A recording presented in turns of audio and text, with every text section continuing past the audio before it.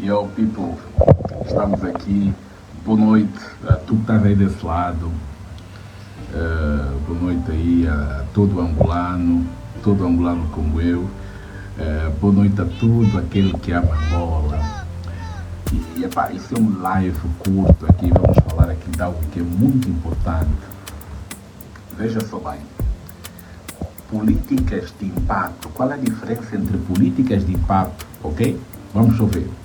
Políticas de impacto e políticas inaugurais. O que são políticas inaugurais e o que são políticas de impacto? Bem, eu vou aqui falar com vocês sobre uma problemática do MPLA. Uma problemática que nós estamos a assistir até com João Lourenço. Nós tivemos aí o discurso da nação, e o discurso da nação nos faz lembrar uma realidade distópica, ok? Porque tudo que o presidente do MPLA e acidentalmente presidente de Angola, João Lourenço, fala sobre Angola, parece um mundo, um universo paralelo, um sítio que nós não sabemos onde aquele senhor busca esse sítio e onde é que ele tira as estatísticas que ele leva para dentro dos seus discursos. Nós tivemos um discurso da nação, já tivemos acesso ao PDF. O PDF tem 154 páginas, mano. 154 páginas. As leis literárias nos dizem que a partir de 100 páginas já não é um manuscrito qualquer. Estamos a falar de um livro. Como é que Angola está num buraco tão profundo? Atenção, vê só bem, um buraco tão profundo que até o discurso da nação tem 154 páginas, mas a realidade de Angola é uma realidade totalmente absorta. É uma realidade de miséria, é uma realidade de muito sofrimento e é uma realidade que nos envergonha a todos.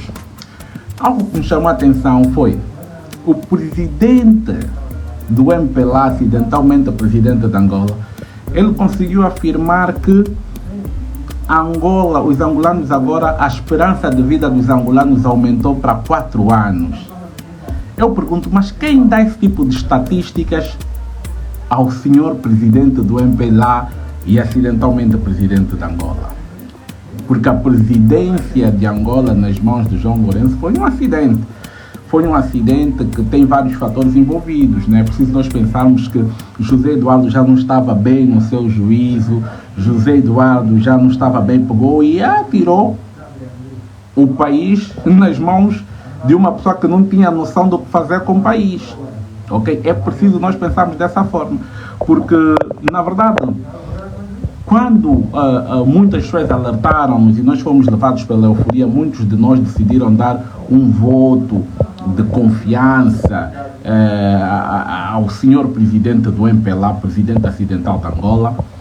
Nós demos aquele voto de confiança e, na verdade, o MPLA mostrou que o MPLA vai ser sempre MPLA, ok? O MPLA é um grupo de pessoas, de pretos assimilados, que afastaram-se dos propósitos que nortearam os processos revolucionários, ok?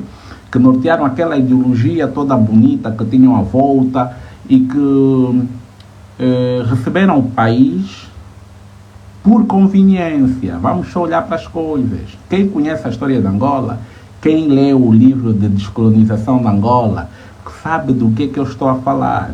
Angola foi entregue nas mãos do MPLA por Portugal. Por isso é que eu digo, meus irmãos, vamos estudar história para nós compreendermos o que se passa naquele país, nesse país Angola. Para compreender o que se passa, é preciso estudarmos. Angola foi entregada de bandeja na mão do MPLA porque, segundo os portugueses, e o almirante Rosa Coutinho, que foi cunhado, olha só bem, o almirante Rosa Coutinho, que foi cunhado do Agostinho Neto, que foi o homem por detrás, o grande cérebro por detrás da questão das independências angolanas e desse processo de descolonização, era irmão da mulher, ok? Irmão da mulher do Agostinho Neto. Vê só onde é que nós começamos a nossa história. Então, ele que foi o grande cérebro, é que entendeu que precisavam na altura, devido ao fervor dos processos revolucionários que despontavam por toda a África, aí, nos anos 60, nos anos 70, era a imprudência ter um branco como Lúcio Lara como cabeça de um partido revolucionário preto que lutava contra o colonialismo. Então eles decidiram pôr na frente dos destinos do partido um preto que eles pudessem ter total controle. Para começar, o grande estrategista,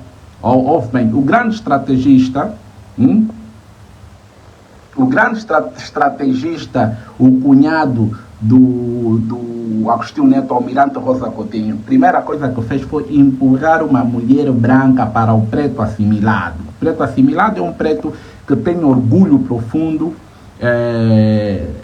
na política colonial, na cultura colonial. E essa pessoa era caracterizada pelo Agostinho Neto. Okay? O Agostinho Neto era mais ou menos um boneco à frente para enganar os pretos e por trás ele era uma marioneta dos portugueses que queriam manter a influência política e econômica em Angola por via do provincialismo ultramarino e queriam manter o Estado colonial angolano para continuar a negociar as riquezas de Angola com Portugal como um parceiro preferencial. Surgiram vários acordos secretos por detrás disso, que nós até estamos a pagar os acordos secretos que o MPLA de Agostinho Neto fez com Portugal. E nós não queremos falar disso, mas pronto, vamos falar mesmo aqui porque é importante estudar a história, porque não basta olhar para o MPLA como nós conhecemos e falar, o MPLA está aí, o MPLA tem que ser... Não. Você tem que conhecer a história de Angola. Você tem que saber quem colocou o MPLA em cima. Você tem que saber por que a maior parte dos dirigentes do MPLA tem dupla nacionalidade. Você tem que se perguntar quem é a Carolina Cerqueira. Qual é a família tradicional angolana que tem nome de Cerqueira? A maior parte desses dirigentes que estão aí assimilados, os deputados que pertencem ao MPLA, é preciso olhar para isso com algum cuidado aqui. Todos têm nomes excessivamente portugueses. Virgílio Fontes Ferreira, Carolina Cerqueira, Racher Mangueira, é para tudo excessivamente português. Por quê? Porque são assimilados. E o assimilado é o elemento vital para o funcionalismo do Estado colonial em África, para manter o quê? Os contratos e os acordos secretos que foram celebrados nas independências. Portanto, Agostinho Neto foi colocado aí, era um homem frágil, ok? Um homem frágil que era marioneta dos portugueses, que tinham planos de manter aquilo que era a influência política e econômica em Angola e conseguiram fazer isso muito bem. Veio aí a conversa de uma revolução que eu chamo que é Revolução de Luxo, 25 de Abril, Revolução dos Escravos, que foi uma revolução de luxo. As tais revoluções que não se dispara nenhum tiro, porque foi tudo um plano engendrado para dar a impressão que as autoridades portuguesas estavam contra as políticas ultramarinas da coroa portuguesa, ok? Foi preciso criar esse enredo todo para poder se transferir a confiança de que Portugal seria um parceiro estratégico para Angola e que a antiga administração que tinha interesses colonialistas já não estaria nada a ver, mas lê de engano. A transição, a morte do Salazar, a transição de Portugal para uma república, tinha como plano manter os estados coloniais, os estados em África sequestrados a funcionar para benefício da República Portuguesa. Seguiram-se vários modelos de escravidão. Reparem que pessoas politicamente expostas em Angola investem em Portugal. Vocês acham que isso vem do acaso? Isso vem do acaso. Vamos dizer que isso é um bocadinho sério. Isso vem do acaso. Isso é obra do acaso. Isabel dos Santos injetou dinheiro em Portugal. Portugal sofreu várias recessões, inflações, teve a economia toda arrebentada e graças a Angola, Portugal recuperou-se várias vezes das inflações. Não existe país nenhum na Europa que se beneficia mais da desgraça dos angolanos do que Portugal. Vamos aqui conversar. Por que não conversamos sobre essas coisas? Vamos continuar a nos mentir porque não, Portugal, quando vem aquele velhito maçônico, acho que, como é o nome dele? Ticelito, que fica andando aí nas ruas, ficam todos emocionados porque o povo angolano não se libertou do síndrome de escravidão. Nós somos um povo escravo. Nós somos um povo que tem necessidade de ser paternalizado. Que um branco chega, fica muito à vontade. Ele fica à vontade porque ele sabe, não há lugar em que o branco se sente mais amado e protegido que não seja a África. Porque em África o branco é uma autoridade devido ao processo colonial. Então o branco, quando chega aí, ele não precisa de guarda-costas porque o povo escravizado mentalmente é que lhe protege. E é isso que se passa em Angola. Toda a gente, Ticelito, estava lá pelos interesses de Portugal. Qual é o país que reconhece sempre as eleições em Angola? Hã?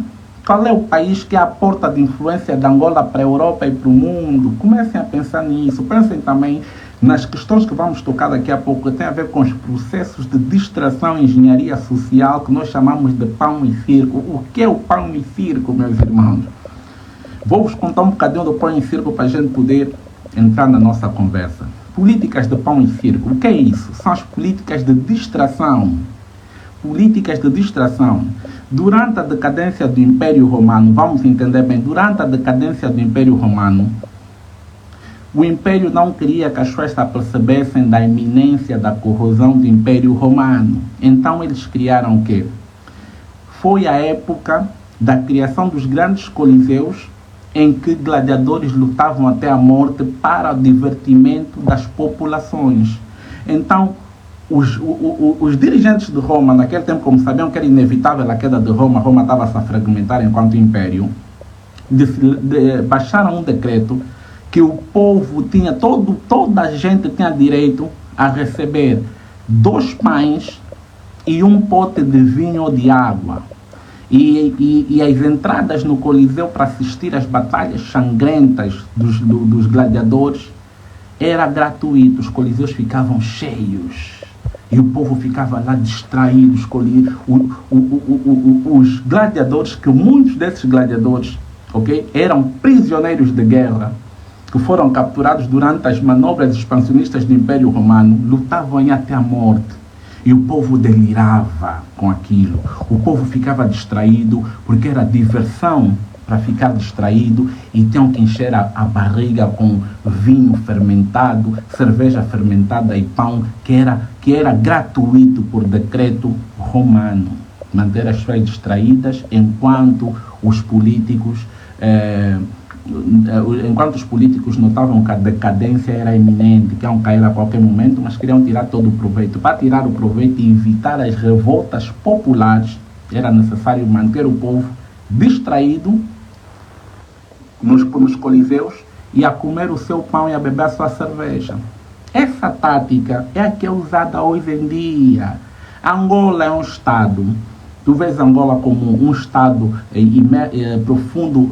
profundamente imerso na doutrina colonial. Nós também estamos na distração. Hoje em dia já não existem espetáculos sanguinários, mas existem o quê?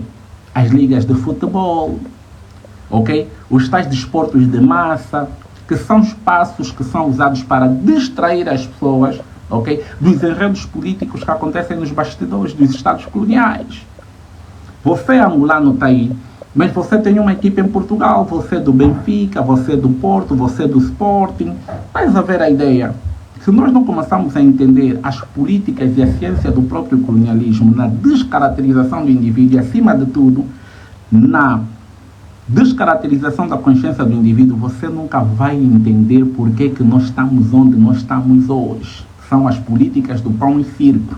Mas como é que as políticas do pão e circo funcionam hoje? Muitas pessoas pensam que certos acontecimentos caricatos que acontecem na sociedade angolana eram uma obra da evolução da própria sociedade em si. Mas não. Na verdade, Angola sempre foi controlada por altos níveis de inteligência, contra-inteligência, que operavam dentro das cinturas, sabe de quê? Dentro das cinturas de segurança do Estado.